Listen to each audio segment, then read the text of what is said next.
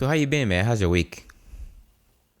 My week has been I mean, we just started. busy. Yeah, busy, right? It's been busy. I have a lot of deadlines due next week.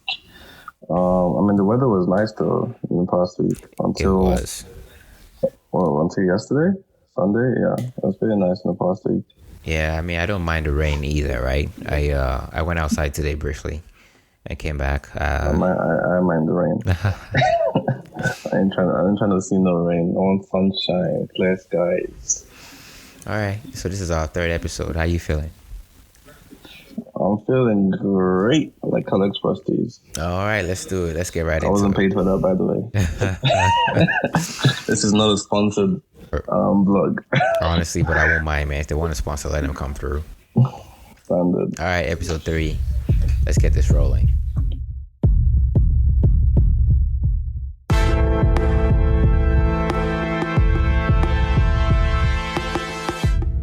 So, there's been a lot of stuff in the news in this past week. I think it's, as always, there's always a lot of stuff happening, but I think one of the more headlining events has been the Israel and Palestine issue. Did you hear about or read up on any of it? Yeah. I feel like it was hard to not see anything that was going on, right? Like those people on my social media posting things. There are certain news outlets, not a lot, but this and that here and there outlets going on. So yeah, for sure, I did see a few, right? I mean, I know right now there's a ceasefire, and the last thing I heard on the news is both sides are claiming victory, and it's They're claiming victory. yeah, right. So on each side, everybody's like, you know what, we won this most recent battle, but it has been a wake up call for a lot of people, because usually this always happens, right? It's as normal as the air we breathe. The constant aggression back and forth between Israel and Palestine. But I think this is one of those few moments where you gain a lot more traction than previous issues or previous times it happened. You could even tell by seeing a lot of footballers carrying the Palestine flag onto the pitch, after a football game. Yeah, man. It's just the very sad thing is just the loss of life, right? Yeah. I seen videos of buildings being brought down. People getting hurt, people getting killed. Yeah. The most painful part is just kids, when there's children getting harmed, because they don't know anything about what's going on. They don't. No. This is not their world, right? They don't understand different facets to it. So just why do they have to get caught In between. in the crossfire, right? Right. It's been really, really, really saddening. And one thing I noticed too, I found this, I think it was on Twitter the other day, and that Snapchat feature where you could find a specific region and see snaps from that region, and then somebody went in there and posted and just did a screen recording of them navigating over Israel and some parts of Israel, and they were just mostly flicks, snaps, the usual, here's what I'm eating today. Everything was so calm. And then they just screwed up a little bit and went to the Palestine side, and it was just all rubble. Right. It was so unfortunate. It was breaking news. It was people in the street crying. And I was like, oh wow, this is just really hardcore. Just a small distance, but such a big difference. It's such a big difference. And it's one of those moments where you're really thankful just for peace in your immediate environment, because some people's lives have been changed forever, and this happens on the daily. This is not even just Palestine. This is northeast Nigeria. This is in some cases Jaws, Afghanistan, the Congo. And so every win that we have, whether we deserve it or not, in terms of having peace around us, I think is something that we should always celebrate and never take for granted, right? Every little moment. For sure. My heart goes out to everyone out there in that region, the Gaza Strip and the West Bank. Yeah. I don't have that much power to influence any change. All I can do is, spread the word inform people as best as I can, right? Right. Repost the things that I think necessary, and obviously like give as well to the institutions I think can make it some kind of difference to help Right. people out there, right? Right. Right. It's very hard because I know a lot of people shy away from saying anything about it just because of what's going on in World War II and all of those. So people, especially in the West, tend to shy away from saying anything when it comes to these issues, right? But I feel like I watched a video from Trevor Noah, who's like one of my faves, right? Yeah. And he just put it quite plainly, like he does a perfect explanation of what's going on. I'll encourage everyone to go watch that video Right. on what he says about the whole situation in Israel and the West Bank and Yeah. Palestine, right? And he really does do a great explanation. Right? That sounds good, man. I'll definitely check it out. That's from the Tonight Show. It's the Tonight Show, but I'm not sure if it's because I watch it on Instagram, so I'm not sure if it's actually on the show itself. Yeah. But he has his videos that he does from home that he's been doing I since know the those. pandemic. Yeah. So I think it's still part of the Tonight Show, but yeah, it should be on his Instagram as well. So yeah. All right, I will. I'm not exactly sure if it's in the show itself. Yeah. I'll definitely look it up, and I think that's actually the Daily Show, not the Tonight Show. The Daily Show is what I was referring to. The Daily Show, yeah. Trevor Noah. But I'll definitely look it up because I'm a big fan of Trevor Noah myself. I think that's definitely worth looking into. And one other thing that we came across in the news this past, I want to say week and a half, was the whole Bill and Melinda Gates split. And people have been talking about it almost like they're stakeholders because everyone is, so interested in what's happening in the lives of one of the wealthiest couples like on the entire planet.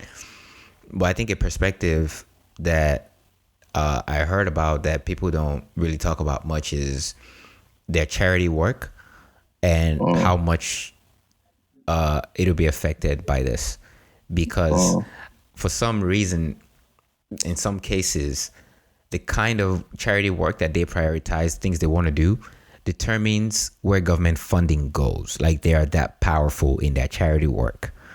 They're basically stakeholders. They're like key players in decision making on a global scale. And so it makes you wonder, like, what's going to happen to, like, malaria research and things like that. Of course, things are still going to be moving, but it will no longer be, to the best of my knowledge, unless something changes, like the Bill and Melinda Gates Foundation, right? Which is a big deal. But it's unfortunate to hear about the split, but I guess life happens.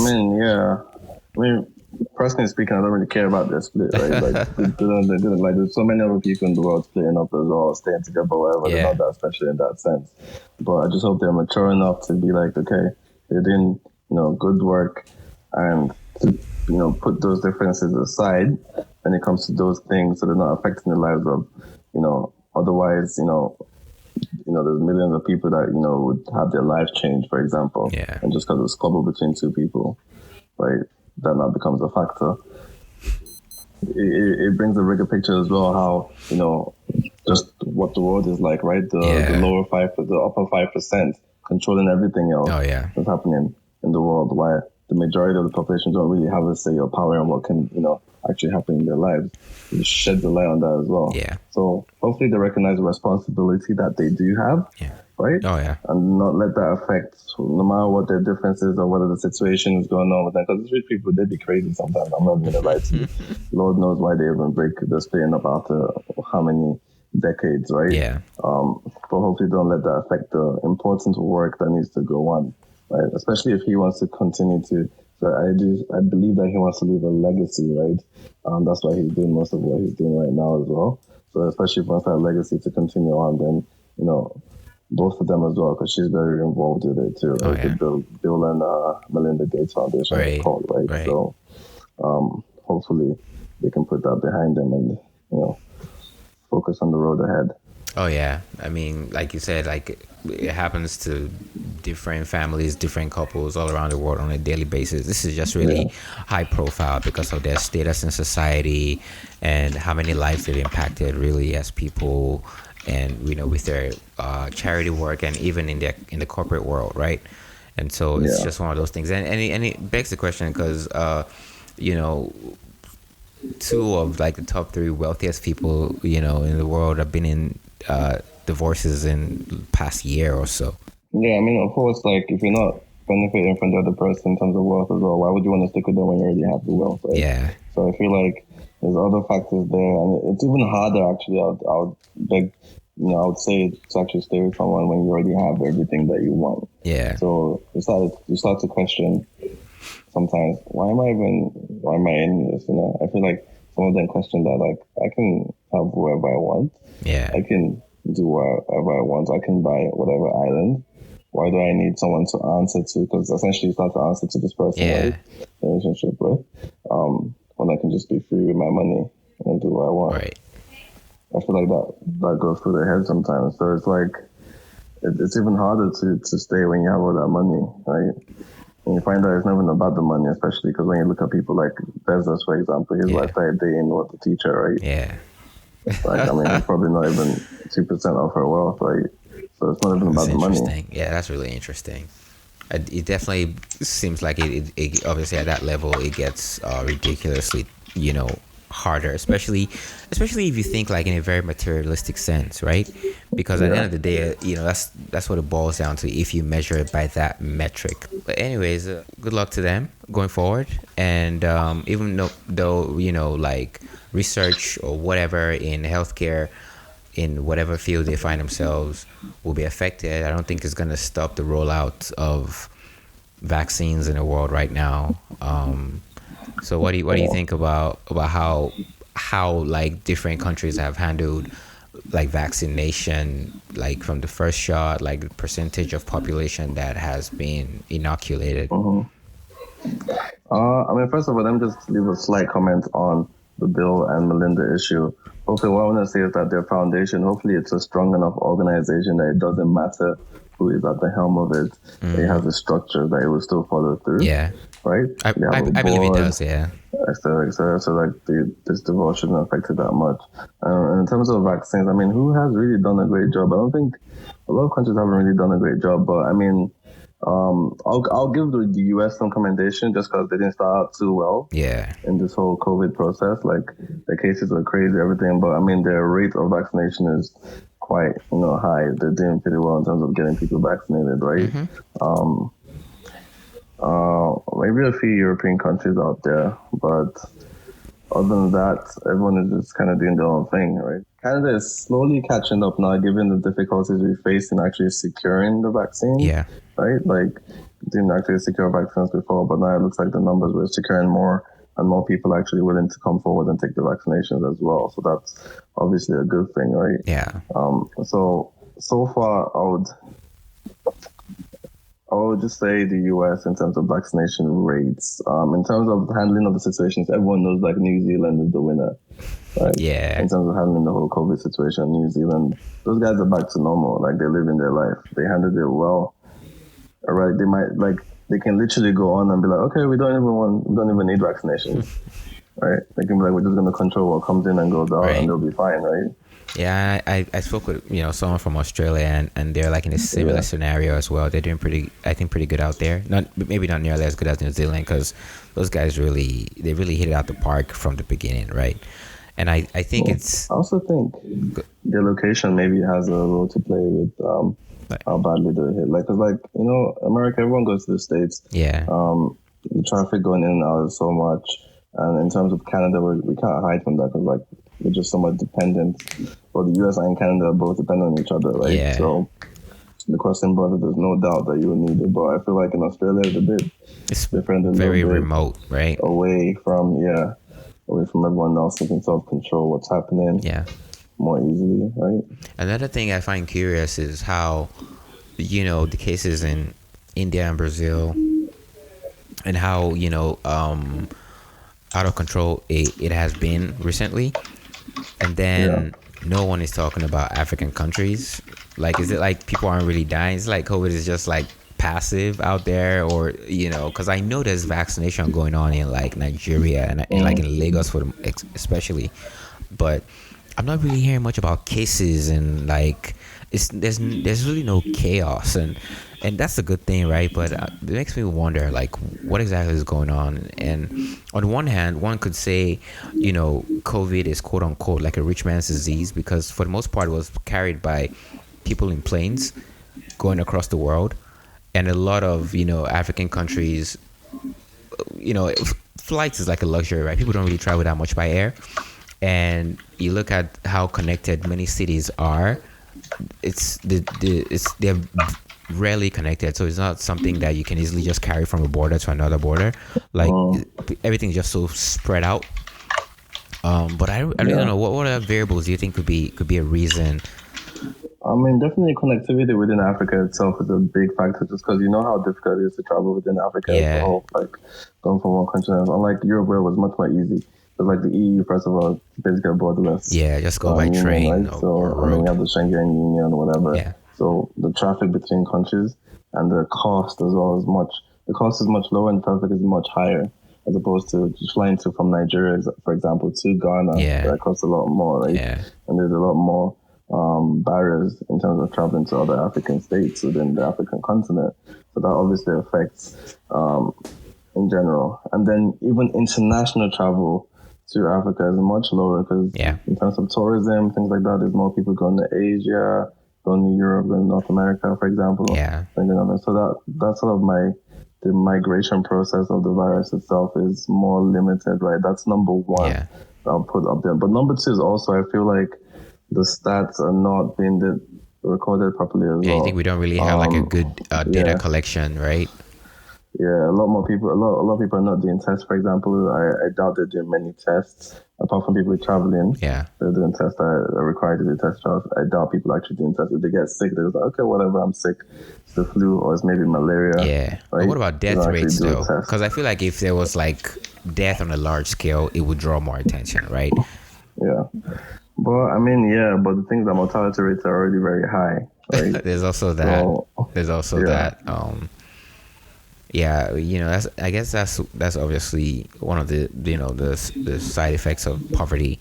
When people keep dying, at some point you don't bother wondering why, because it's like you just don't bother wondering why, because you're like, I mean, people die every week, so what the fuss? If it's COVID, if it's tuberculosis, if it's malaria, what matters is what people are dying. Yeah, which is really unfortunate. For sure, yeah.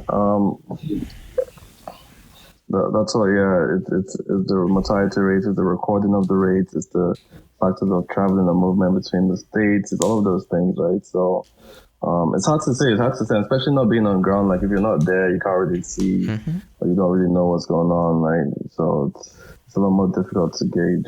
So yeah, I'm not too sure on that one. And another variable we didn't mention, I mean, obviously, it's going to be a hypothesis. Could be a different kind of immune system, right? Yeah. Because of the kind of things that people are usually exposed to by default on the continent. The kind of diseases. Who knows how different the immune system is out there, because the climate is different. Like like I said, it's a hypothesis, but it could be a factor too. For sure, yeah. Well, I mean, hopefully everyone comes out of this strong. I'm hoping things that, yeah. So back to normal next year at least, right? Like most of the population should be vaccinated. Yeah. Right. I know a lot of people who've gotten their first dose, but I'm thinking the second one might be tricky, especially in places like Nigeria. But we'll see how it's going to be navigated, so that they don't. I mean, you got your first dose, Yeah. How's that feeling? What was it? Honestly, any side effects so far? Oh no, I'm chilling. With my left arm. So I'm gonna.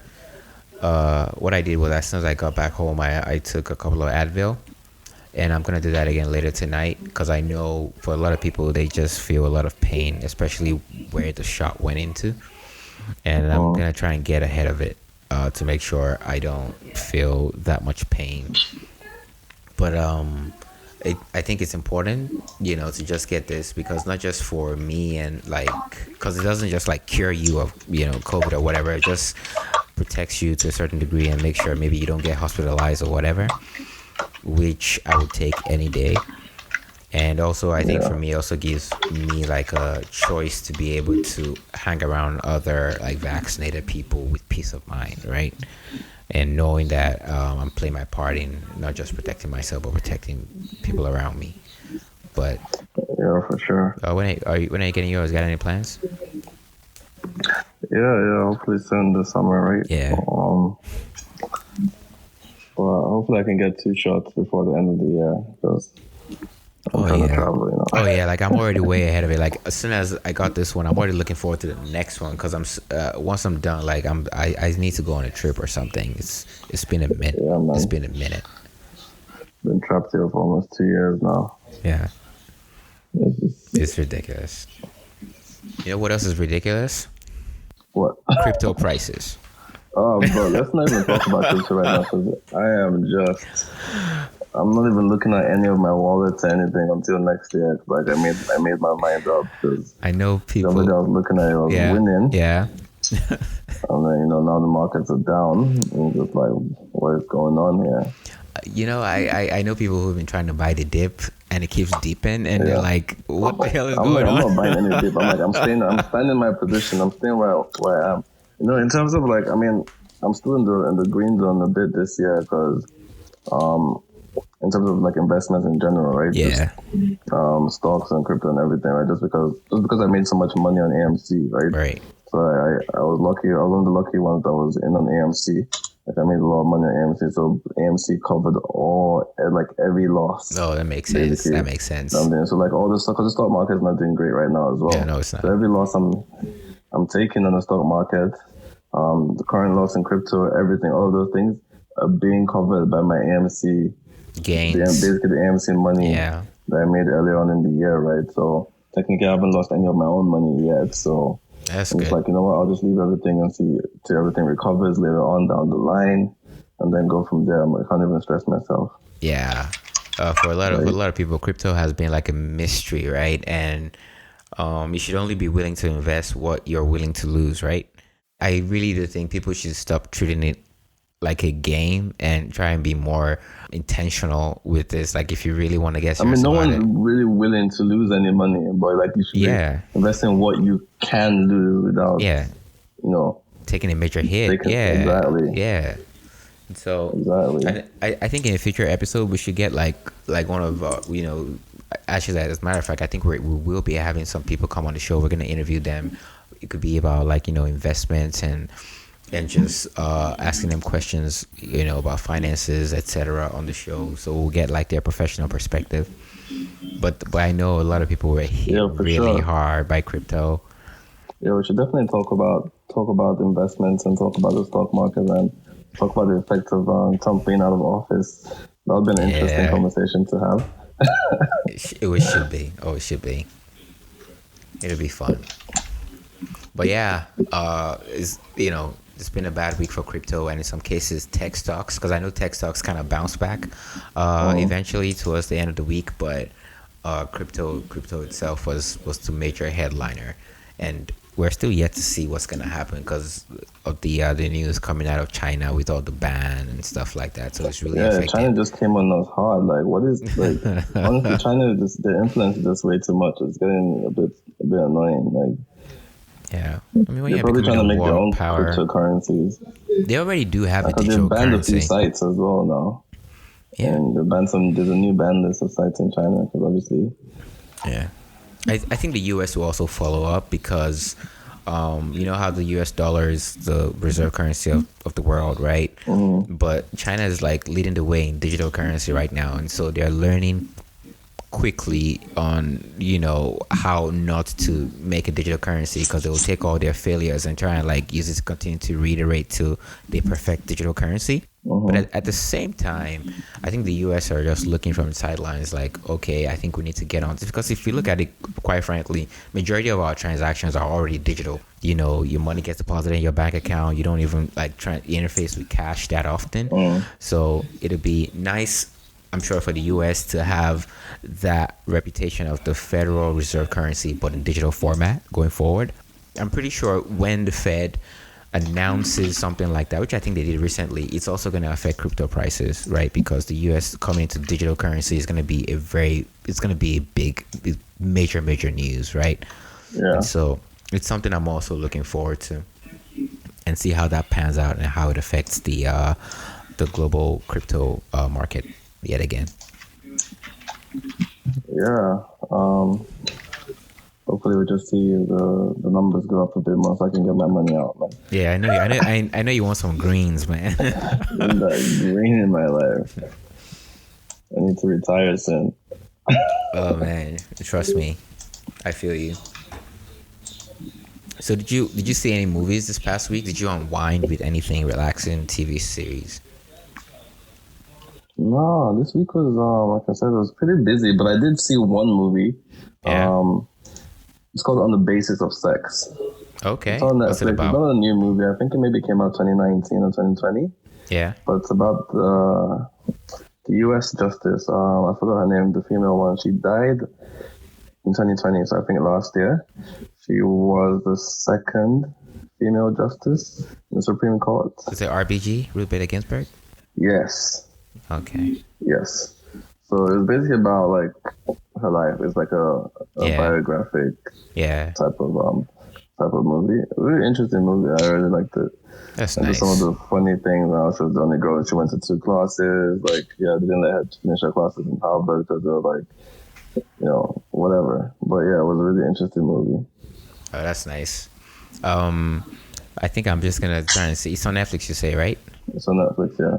All right. Basis of Sex. On the Basis of Sex. On the basis of sex. All right. I think for me, I just got caught up on more episodes of Dirty Money on Netflix. Okay, is there a new season for that? No, it's not. It's just something I've been taking one episode at a time. I don't watch that many of it. Although I saw Army of the Dead, the new Zack Snyder film on Netflix. Okay. And I think I need to rewatch it because I went in on the back of rewatching Watchmen, watching 300 again, and watching the Snyder cut of Justice League. So it's like I was heavily loaded in this past couple of weeks on Zack Snyder content, right? And they're all premium, right? Really good stuff. I really love Zack Snyder and admire his work. And so Army of the Dead was way more playful, but I wasn't ready for it to be that playful. And so I need to rewatch. When did that movie come out? I think just this past weekend, really. I think it came out on Friday.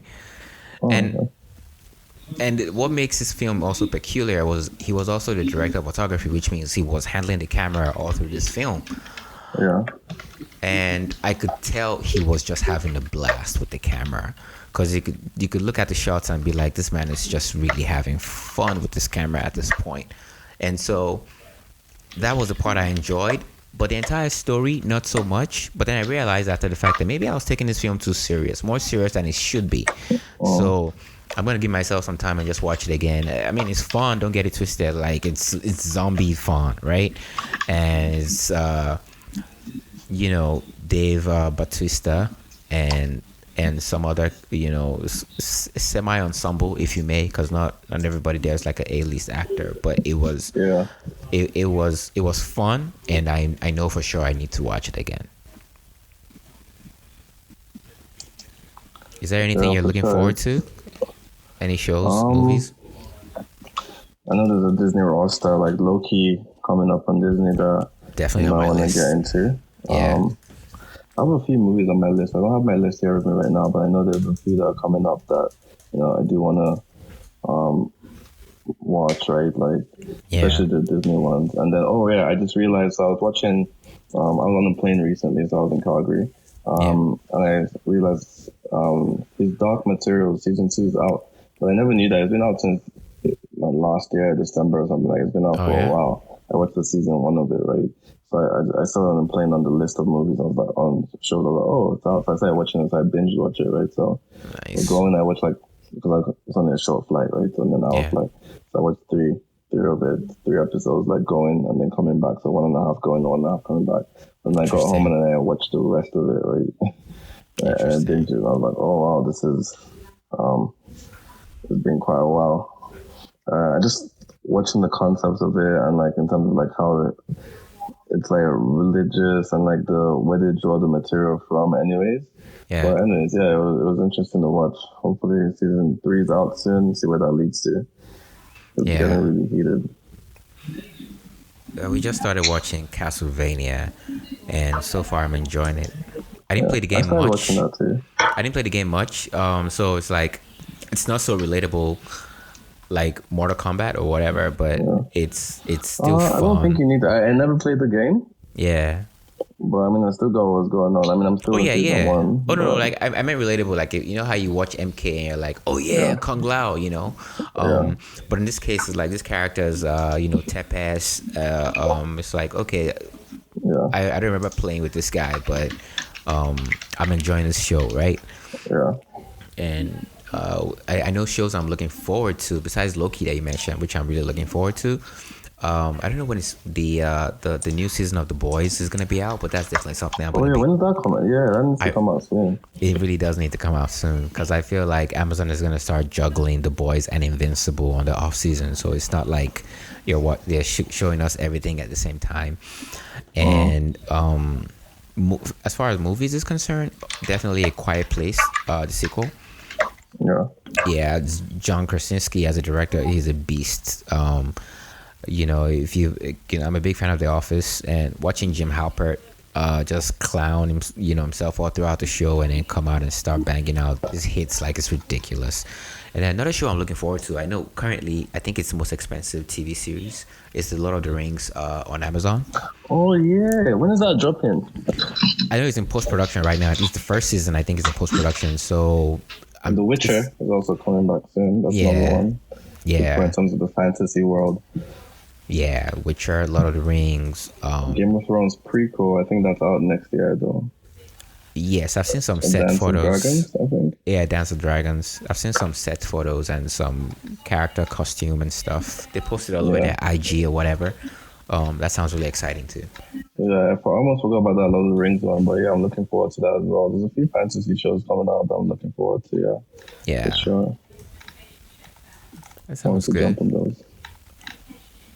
All right, so we've talked about Bill Gates, vaccination, crypto, Army of the Dead, and everything we watched in the past week, and the unfortunate happenings around the world in terms of like violence, war in the Gaza Strip and Palestine and Israel. I think we can wrap up here. What do you think?